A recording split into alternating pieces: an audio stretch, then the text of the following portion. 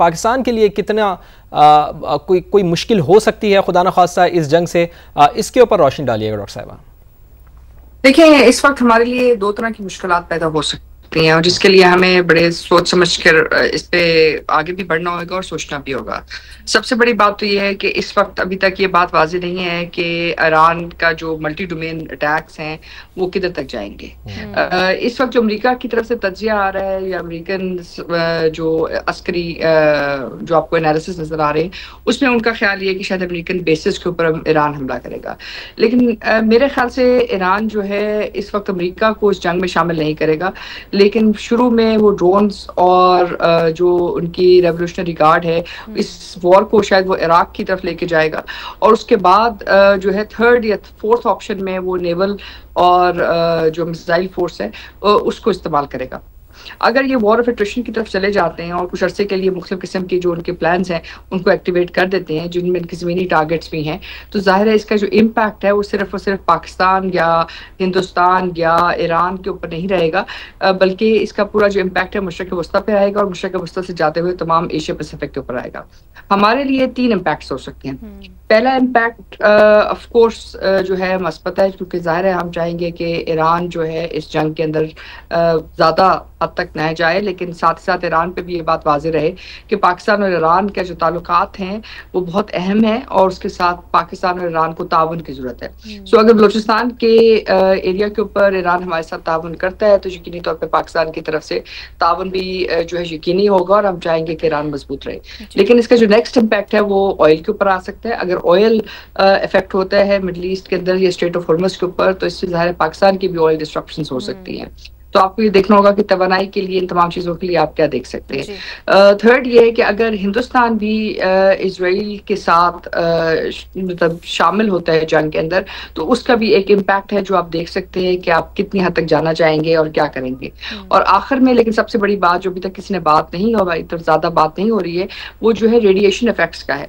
ये जो नंताज फैसिलिटी के ऊपर अटैक किया गया इजराइल की तरफ से ये एक एटमी तंसीब थी।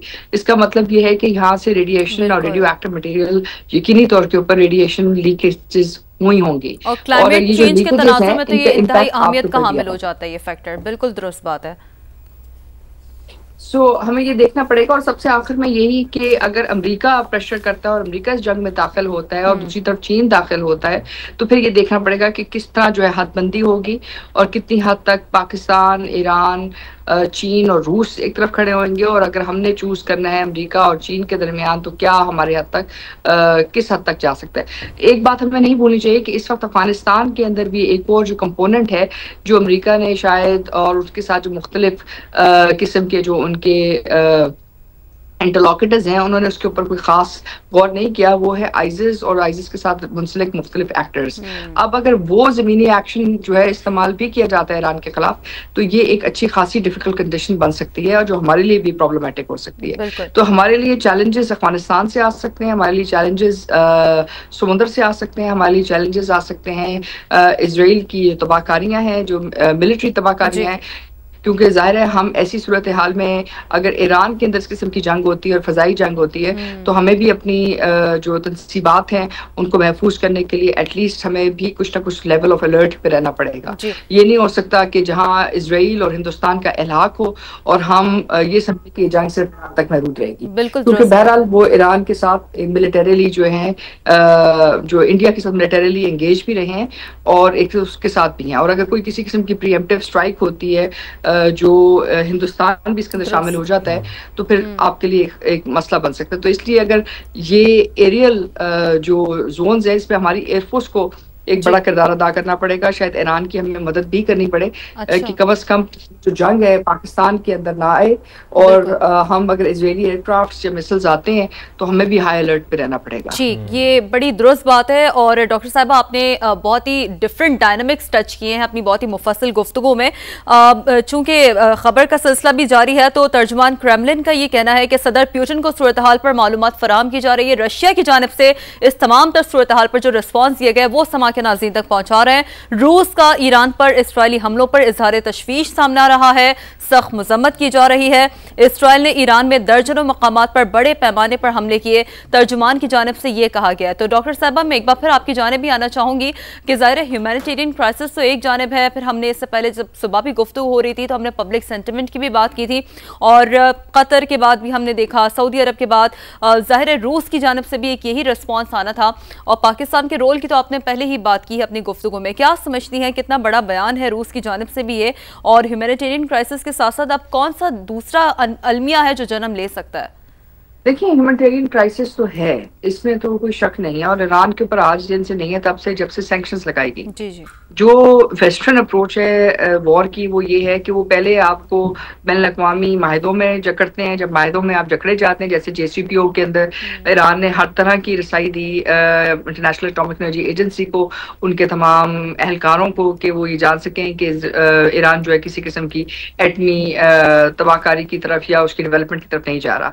लेकिन उसके बावजूद अभी ईरान की तरफ से भी मुख्तलिफ खबरें आ रही जिसमें वो कह रहे हैं कि उनका ख्याल है कि IAEA के जो सरबराह थे वो शायद इतने गैर जानबदार नहीं थे जितना कि वो उम्मीद रख रहे थे। तो इस लिहाज से पहले वो उनको जकड़ते हैं, और यही चीज़ आपने देखी इराक के अंदर, जहाँ उन्होंने वेपन्स ऑफ मास डिस्ट्रक्शन के ऊपर ये कहा कि जी वहाँ बड़े पैमाने पे ताबकारी फैलाने वाले हथियार है। उन्होंने पूरी एक जंग का मुद्दा बयान किया और बाद में कहा जी हमारे से गलती होगी, लेकिन उस गलती की बुनियाद पर आपने पूरा इराक तबाह कर दिया। इसी तरह ईरान के लिए भी उन्होंने यही किया है, और जब ईरान ने एक्सेस दे दिया, सारा कुछ दे दिया, तो उसके बाद उन्होंने उसके बावजूद उन्होंने एक्सेस दिया, उन्होंने ईरान के ऊपर कोई एतबार नहीं किया। पहले ईरान पे सैंक्शंस लगाई पिछले ट्रंप के दौर में, और इस दौर में इजराइल ने जो है एक अस्करी हमला कर दिया।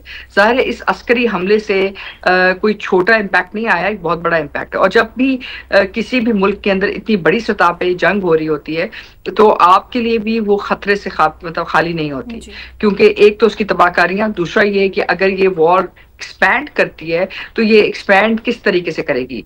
ये उसी डोमेन में करेगी जिस डोमेन में दोनों के पास ताकत है। एक तो गैर रवायती अनासर में इजराइल अपनी इंटेलिजेंस को भी यूज करेगा, गैर रवायती अनासर को भी यूज करेगा, अमेरिका भी करेगा। दूसरा ये कि मिसाइल अटैक्स अगर कंटिन्यूस होते हैं तो आपकी एविएशन इंडस्ट्री इफेक्ट होती है, एयरफोर्स मतलब आपकी ऑन हाई अलर्ट रहेगी, क्योंकि ये मुमकिन नहीं है कि आपकी सरहद में इतना कुछ हो रहा हो और आप बिल्कुल उसको मॉनिटर ना करें, या आप हाई अलर्ट पे ना रहें, या आप अपनी तनसीबात को ज़्यादा मजबूत या महफूज ना करें, क्योंकि बहरहाल हम अपने दुश्मन से बयान मरसूस के बाद मतलब पूरी तरह जो है हम उनसे चुकाना रहना हमारे लिए बहुत जरूरी है, क्योंकि दुश्मन किसी भी सतह से कहीं से भी आ सकता है। और इसके साथ साथ सबसे आखिर में लेकिन सबसे बड़ी बात यह है कि अगर ये मिलिट्री कॉन्फ्लिक्ट एक्सपैंड करता है, ईरान जो है बहुत अक्लमंदी से आगे बढ़ेगा, क्योंकि अगर तो वो UAE के ऊपर जो अमेरिकन बेस है जो UAE में है, अगर उस पर अटैक करता है, या बहरीन के अंदर जो UAE की बहरीन के अंदर अगर अटैक करता है जो अमेरिकन बेसिस हैं, या जो उनकी ऑफशोर कैपेबिलिटी है जहां वहां उनकी बेसिस हैं वहां करता है, तो तकरीबन हर बेस पे तकरीबन 8 से 9 हज़ार लोग अमेरिकन अफवाज हैं। अब अगर ये यहाँ करता है तो इससे पूरा मिडिल ईस्ट जो है कोलैप्स कर जाएगा। इसका मतलब है UAE कोलैप्स करेगा। अगर UAE कोलैप्स करता है, एक भी मिसाइल अटैक जाता है ईरान की तरफ से और वो कोलैप्स हो जाता है, तो उससे क्या होगा, जो इंतहाई जो रिफाइनरी है और जो बैनुल-अक़वामी ट्रेड है वो कोलैप्स कर जाएगा। तो ईरान के पास जो नेट इफेक्ट है फॉर ग्लोबल डिस्ट्रप्शन वो बहुत ज्यादा है, और ये कोई छोटी चीज नहीं है। इसका इम्पैक्ट अभी हम सोच नहीं रहे हैं, हमारे पास इसका इम्पैक्ट नहीं आ रहा।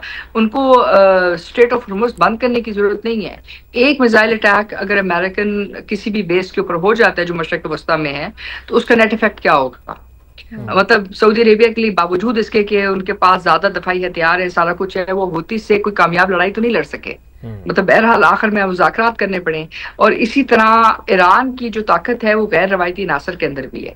तो ये एक कॉम्प्लिकेटेड सिचुएशन बन सकती है और अस्करी तौर के ऊपर रीजन को बड़े आसानी से इसके अंदर पुल कर सकती है। अभी तो UAE ने कहा है कि जी ईरान के खिलाफ जो अटैक हुआ है वो बहुत खतरनाक था और हम उसकी मजम्मत करते हैं, लेकिन हकीकत तो ये है कि इस वक्त वहाँ अमेरिकन फोर्सेज हैं। हकीकत तो ये है कि वो अब्राहम अकॉर्ड का हिस्सा है। अब्राहम अकॉर्ड का हिस्सा होने का मतलब ये है कि वो इजराइल के साथ एक माशी माहिदे में है, और ये तमाम चीजें जाहिर है जंग के अंदर कैलकुलेट भी होती हैं, इनका इम्पैक्ट भी होता है और चॉइसेस भी बनती हैं। लाइक टारगेट चॉइस बहुत एक्सपेंडेड है ईरान के लिए। सिर्फ जो ईरान का इशू है वो ये है कि वो अपनी लीडरशिप को महफूज रख सकें, क्योंकि इस वक्त उनका जो सबसे बड़ा इवेंट है वो बाहर ये लंबी जंग या उसके मद्दे मुकाबले खड़ा होना नहीं है। उनका सबसे बड़ा चैलेंज ये है कि जो इस वक्त उनकी जो इंटेलिजेंस फेलियर्स है इंटरनली, उनको वो रैप अप करें, वो देखें, क्योंकि अगर वो रैप अप नहीं करते हैं और ईरान की मिलिट्री लीडरशिप कॉन्स्टेंटली जो है मतलब टारगेट होती रहती है, तो फिर शायद ईरान कोलैप्स कर जाएगा।